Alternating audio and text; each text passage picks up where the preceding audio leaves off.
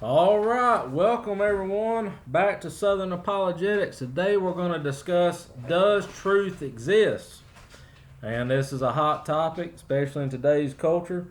So how do we know truth exists? Well, let's look at a few things and how that we might can help determine this. We have what they call is the laws of logic. The first one is the law of identity. So it goes like this. Statement A is A. This means everything is itself. A thing is what it is. An example of this is if you say an apple is an apple, you're applying the law of identity. Another example would be the earth is the earth. It's circular, not square. Therefore, that's the law of identity. So the second one is the law of non-contradictory. This is probably one of the more common ones that we use in every day. So it goes, A cannot be both A and not A at the same time and in the same respect. Something can't be true and false in the same way at the same time. So an example is a light cannot be both on and not on at the same time in the same room. People contradict themselves all the time. So another example would be like a balloon cannot exist and exist at the same time in the same sense. So that would be the law of non-contradictory. So the third and final one would be the law of excluded middle, and that basically means A or not A. Is a proposition is either true or false. There's no middle option. So an example of this for Christians, the statement God exists is either true or false, but there's no third alternative.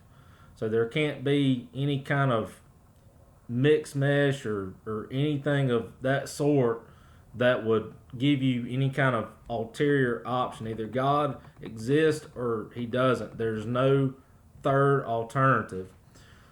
So that is the three laws of logic that we use in everyday language or talking or whatever. So sort of tied to this would be consistency, empirical data, and does it apply to reality? So you want, when you're investigating claims or you're wanting to find the truth about something, you're always looking for consistency. You're looking for any kind of data that, so you could use maybe like some archaeological evidence that would back the consistency.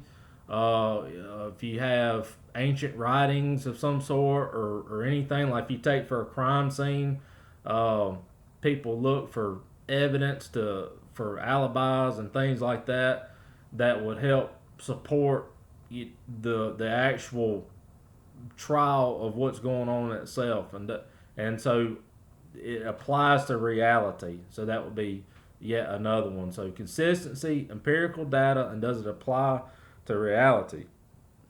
So there's yet one more piece of this that goes in to help you determine truth is you have objective and subjective.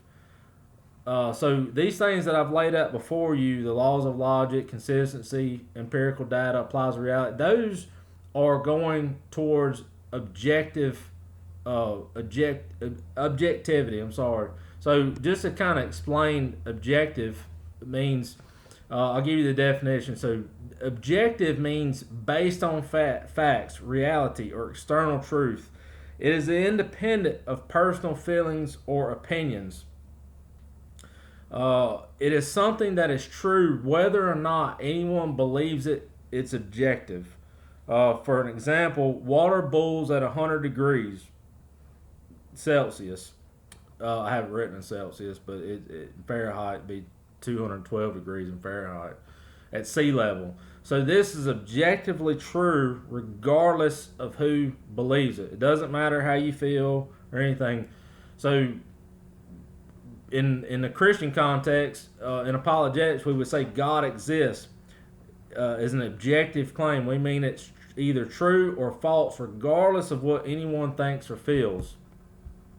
So it relies on a lot of it's independent, sort of like a measuring tape. When you build a house, you have to have a measuring tape to do any sort of carpentry or anything like that to know how to measure something.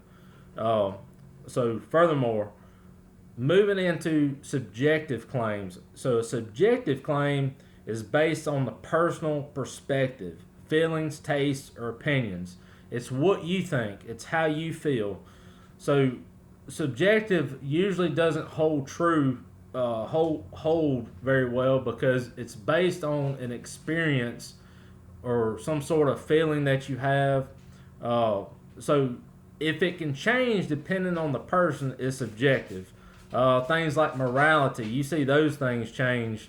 Other things, a person may, like an example, chocolate ice cream is the best. This is a matter of personal taste, so it's subjective. So one day you can like chocolate, and then maybe 10 years from now you don't like chocolate no more. So those are just to kind of give you some food for thought on how it is that you're able to determine truth. So if you're able to determine truth by using some of these tools, you should be able to determine God's existence. And so with that being said, this will conclude this video on does truth exist. In the next video, we're going to get into does God exist, and we're gonna use some of these tools that we've learned today and see if that's the case. Stay tuned, like and subscribe to the channel if you like this, and see you next time.